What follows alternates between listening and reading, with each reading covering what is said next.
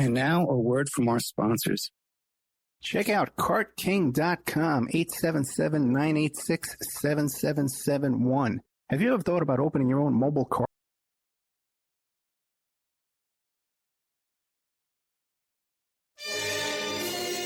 It's the Opperman Report.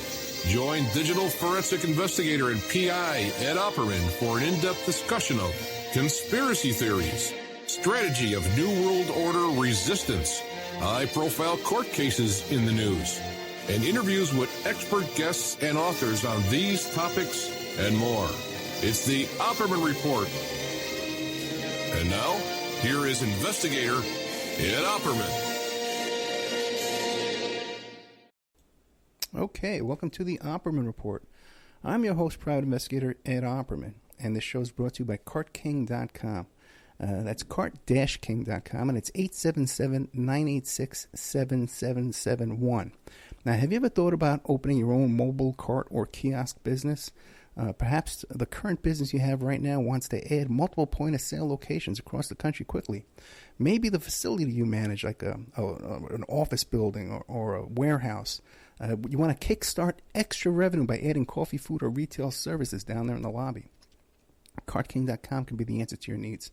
CartKing.com is a North American designer and manufacturer of the finest mobile retail, coffee, and food carts and kiosks that money can buy. For 20 years, CartKing.com has been working with clients and corporations across America to provide indoor and outdoor carts and kiosks for any application. So you go to cart-king.com. You pick out the kind of cart you need for your business. They'll custom design it for you, and they'll custom build it for you, and then they ship it worldwide, anywhere on the planet. Okay, really excited about today's show and today's guest. We have Mark Shaw returning. This is the third time back here.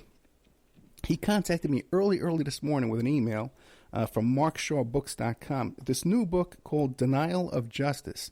It's the second book, or perhaps the third book, on the Dorothy Kilgallen story. So you can go to DorothyKilgallenStory.org, and if you want to meet Mark Shaw in person, you can go to the Commonwealth Club in San Francisco on December 4th. Mark Shaw, are you there? Yes, I am. Thanks, Ed. Hey, thank you so much. One of my favorite guests. You know that, okay? But remind the audience, tell the audience, who is Mark Shaw? Well, who is Mark Shaw? That's a good question, I suppose. I've had a lot of different adventures in my life, but I'm a former criminal defense lawyer, mostly all murder cases in my past, and then I got into the television arena and did some television. Legal analyst for some of the high-profile trials of the recent memory, the Kobe Bryant case, Mike Tyson, O.J. Simpson, some of that. But my love has been writing books for the last, almost 20-some years now. And I'm an investigative reporter, and I look into cases that I believe have something to do with justice or injustice, Ed. That seems to be a common theme. And so the latest book and the one before it about Dorothy Kilgallen fit in that category perfectly. Yeah, now, when we had you last time, it was really, in the New York Post said that the local district attorney was going to reopen a case and all this kind of stuff like that. Yeah. And pretty much everything went back undercover. Yeah. So what came up new? Why'd you write another book? Well, there's four reasons here, and one of them has to do with that decision. First of all, I found out that there was more evidence about Kilgallen being murdered in 1965, that her death was not accidental, that's for sure. A big deal was the fact that through a reader, I've heard from almost 1,000 people. The Reporter Who Knew Too Much became a bestseller. The movie rights have been optioned, and I heard from people around the world about Dorothy and Dorothy's story, people who knew her, knew something about her death, but one in particular knew a lot about her JFK assassination and directed me to what I believe are the most important JFK assassination documents in history, and those will be exposed in the new book, so we can talk about that in a minute. I learned some new shocking evidence about the main suspect in her death, Kilgallen's last lover, that we had talked about in The Reporter Who Knew Too Much, and then became more convinced that the New York District Attorney's Office had obstructed justice last year when they did what I would call a bogus investigation into Dorothy's death. So it was those 4 points that kind of led me into writing what I believe is a standalone book about Dorothy. It's for people who read the first book and who didn't, but I think they'll be fascinated with all of the new material in Denial of Justice. Okay, excellent. And I encourage people to go back to our previous interviews. Just Google Ed Opperman and Mark Shaw. They'll come right up. Because we spent like 2 hours on the first, the whole story. But remind the audience, who was Dorothy Kilgallen, and why was there a motive to murder her? Well, she's a fascinating woman, and the more people learn about her, the more I think they have respect for her and are amazed at her accomplishments, Ed. You know, she was a woman of the truth, just like you're a man of the truth. She had integrity. Dorothy Kilgallen was a college dropout, and she overcame all of the gender barriers that there existed back in the 50s and 60s, and had a remarkable career. Most people remember her from What's My Line, which was the legendary quiz show on CBS for 25 years. Every Sunday night, Dorothy was the star panelist. But she had a syndicated column for the New York Journal America, syndicated to 200 newspapers across the country, a radio show with her husband listened to about 1 million people each day, and even more, she covered the main high-profile trials of the time, the Dr. Sam Shepard case, which became The Fugitive television and movie with Harrison Ford, the Lindbergh baby kidnapping case, the Lenny Bruce case, all of the big cases at the time. And so Dorothy became what the New York Post called the most powerful female voice in America. Ernest Hemingway said she was the greatest female writer of her time. She just was a remarkable woman. And then she latched on to the JFK assassination. JFK was a friend of hers. JFK had befriended her son when they visited the White House, was so nice to him, looked at some letters he'd brought from his third grade class. And when JFK was assassinated, Dorothy went full bore into an 18-month investigation into his death. And that is what got her in danger and ended up causing her to lose her life when she kept probing that assassination, and nobody else wanted her to do that. And can you describe the circumstances of her death? Yeah, people may remember from the first book. You have to kind of go back a little bit. Dorothy actually is different than anybody who's ever written about the JFK assassination, including me, because she was there. She was there in 1963 and 1964. She was at the Jack Ruby trial, sat in the front row, and we'll talk about what she heard and what she saw that's in the new book. But she's the only reporter to have ever interviewed Jack Ruby. She did it twice. She then exposed his testimony before the Warren Commission before it was supposed to be released. And then she ended up making a trip based on what Ruby had told her to New Orleans. And Dorothy had suspected for a long time, based on all of the evidence in both books, that a mafia guy named Carlos Marcello had the main motive to kill JFK. And the reason was, you have to go back to the 60 election a bit, because Joe Kennedy had decided that they were going to lose the election if they didn't win Illinois and West Virginia. So he used connections to the mafia through Frank Sinatra, and they told the mafia if they helped him win the election, the new administration would leave them alone. Well, they did help them win the election, but Joe double-crossed those guys, Sam Giancana, Carlos Marcello, Sante Traficante, all those guys, and they were furious, as you can imagine.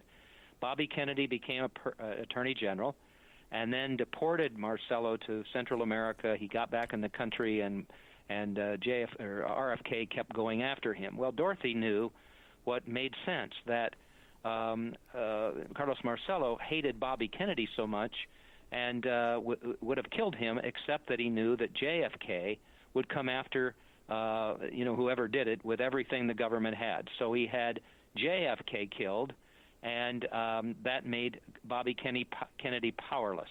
And, Ed, that's exactly what happened. They never went after those guys again. So Dorothy knew all this, and I had always looked at the JFK assassination based on a couple other books as to, hey, it's important to look at why Bobby Kennedy wasn't killed instead of why JFK was, and that's what Dorothy did. So she ended up going to New Orleans, a very mysterious trip with a hairdresser of hers.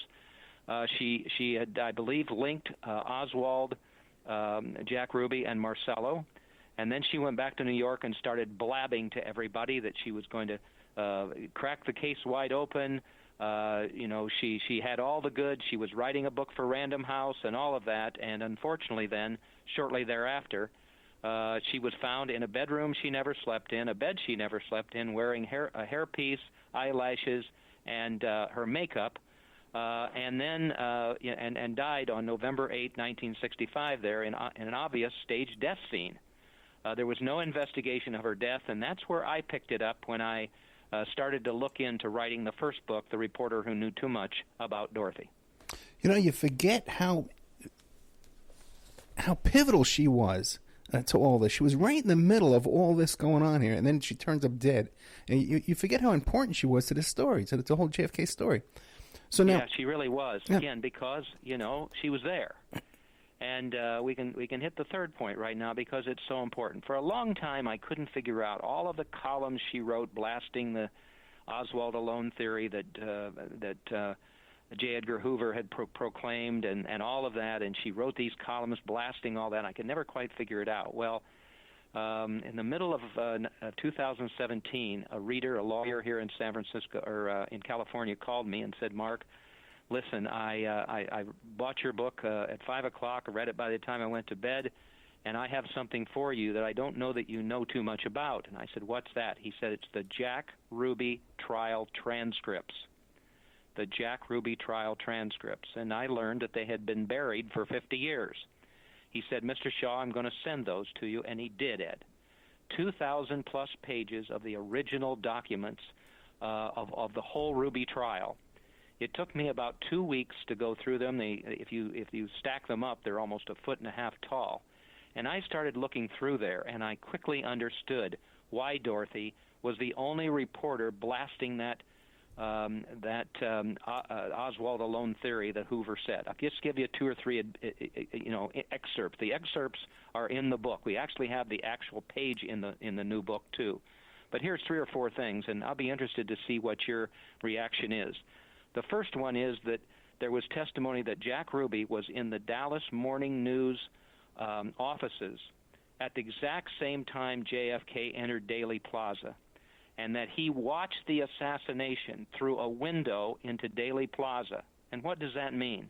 That means he knew about the assassination before it happened. If that's not strong enough to change things, there was a parking lot owner who had a parking lot across from the Carousel Club, and the day before Ruby shot Oswald, Ruby came over to use a pay phone, and this guy, his name is Hallmark, and his testimony is right in there. He said he listened to Ruby on the telephone, and Ruby was asking about the transfer of Oswald the next day, and then whatever that person said happened, and then Ruby said that he would be there. That's contrary to everything that Ruby ever said happened, that he didn't know about the assassination, he just happened to be in that basement. There's other testimony that he acted like a reporter to get into the basement, that his friends with the Dallas Police Department helped him as well. Well, this just, blows away every possibility of there being an Oswald alone theory. It shows that Ruby was obviously part of the plot to kill John Fitzgerald Kennedy. Incredible stuff, man. And now, Kilgallen, her interview with Ruby, was it recorded or documented in any way?